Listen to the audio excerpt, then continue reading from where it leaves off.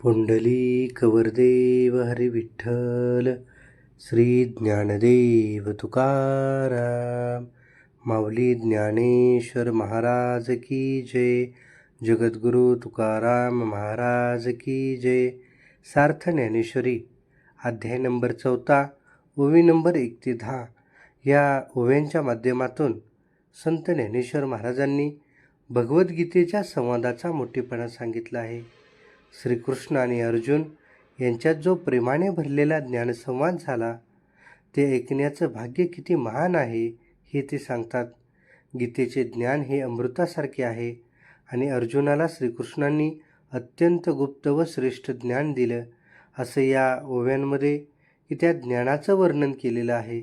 आणि म्हणून श्रोत्यांनी मन लावून हा संवाद ऐकला पाहिजे, कारण हे परम आनंद आणि भक्तीचे स्वरूप अशी सुंदर प्रस्तावना याच्या माध्यमातून केलेली आहे.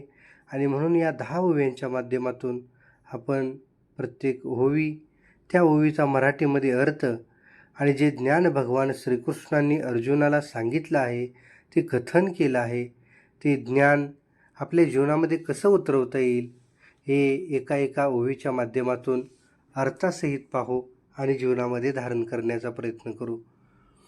आजी श्रवणेंद्रिया पाहले, जे येणे गीता निधान देखिले, आता स्वप्नची हे तुकले साचा सरिसे. ही आज माझ्या कानांना असे भाग्य मिळाले की त्यांनी गीतेचा अर्थ की गीतेचा अमूल्य खजिना ऐकला. हे सर्व खरं आहे की स्वप्न आहे असं वाटत होतं, पण आता ते प्रत्यक्ष सत्य असल्यासारखं वाटत आहे, भासत आहे. आधीची विवेकाची गोठी, वरी प्रतिपादी श्रीकृष्ण जगजेठी, आणि भक्तराजू किरीटी परिसत असे. ही चर्चा आधीपासूनच ज्ञान आणि विवेकानं भरलेली आहे. त्यात स्वतः श्रीकृष्ण बोलत आहेत आणि महान भक्त अर्जुन ते ज्ञान लक्षपूर्वक ऐकत आहे. जैसा पंचमालापो सुगंधो, की परिमळू आणि सुस्वादू, तैसा भला जाहला विनोदू कथेचा ये. जसा सुंदर गोड चव आणि मधुर संगीत यांचा संगम आनंद देतो, तसाच या गीतेच्या कथेचा आनंद खूप सुंदर आणि मनाला सुख, आनंद, प्रसन्नता देणारा आहे. कैसी आगळीक देवाची, जे गंगा जोडली अमृताची, होका जपतपे श्रोतयांची फळाली. हे किती मोठं भाग्य आहे की जणू गंगेला अमृत मिळालं. कदाचित श्रोत्यांनी केलेल्या जप आणि तपाचं हे पुण्यफळ असावं. आता इंद्रिय जात आघवे, तीही श्रवणाचे घर रिघावे, मग संवाद सुख भोगावे गीताख्य हे.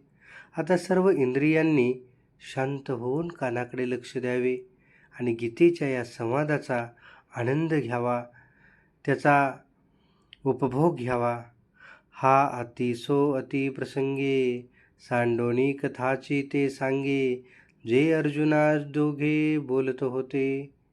हे सर्व वर्णन बाजूला ठेवून आता श्रीकृष्ण आणि अर्जुन यांच्यामध्ये जो संवाद चालू होता, तो संवाद ही माऊली ज्ञानोबाराय पुढील ओवीच्या माध्यमातून सांगत आहेत. ते वेळी संजयो रायते म्हणे, अर्जुनो अधिष्ठिला दैवगुणे, जे अतिप्रीती श्री नारायणे बोलतो असे. आणि त्याच वेळी संजय धृतराष्ट्राला म्हणाला, अर्जुनावर देवाची विशेष कृपा झाली होती आणि म्हणूनच की श्रीकृष्ण त्यांच्याशी अतिशय प्रेमाने बोलत होते, अतिशय जवळीकतेने वागत होते. की पुढील ओवीमध्ये ते सांगतात, जेन संगेची पितया वसुदेवासी, जेन संगेची माते देवकीसी, जेन संगेची बंधू बळीभद्रासी, ते गुण अर्जुनाशी बोलत. की श्रीकृष्णांनी जीवनामध्ये जे गुपित आपल्या वडिलांना, आपल्या आईला किंवा भाऊ बलरामालाही सांगितले नाही, ते गोड ज्ञान अर्जुनाला सांगितलं की अर्जुन हा जवळचा भक्त होता आणि म्हणून ते ज्ञान अर्जुनापाशी उघडलं गेलं. देवी लक्ष्मी एवढी जवळीक, परी तेही न देखे या प्रेमाचे सुख. आजी कृष्ण स्नेहाचे बिक, यातेची याती.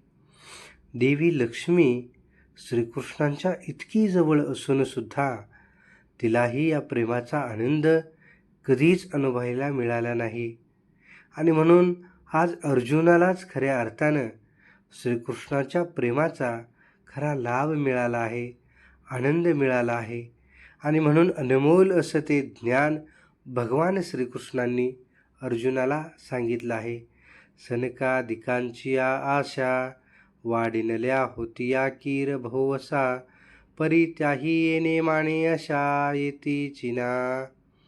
ही सनकादिकाला ऋषींना असं ज्ञान आणि प्रेम मिळावं अशी खूप अपार इच्छा होती, पण त्यांनाही अर्जुनासारखं भाग्य लाभलं नाही. असं अनमोल रत्न, अनमोल ज्ञान भगवान श्रीकृष्णांनी अर्जुनाला सांगितलं. हे या 10 ओव्यांच्या माध्यमातून आपण पाहिलेलं आहे. पुढील भाग आपण पुढच्या भागामध्ये पाहणार आहोत. रामकृष्ण हरी. धन्यवाद.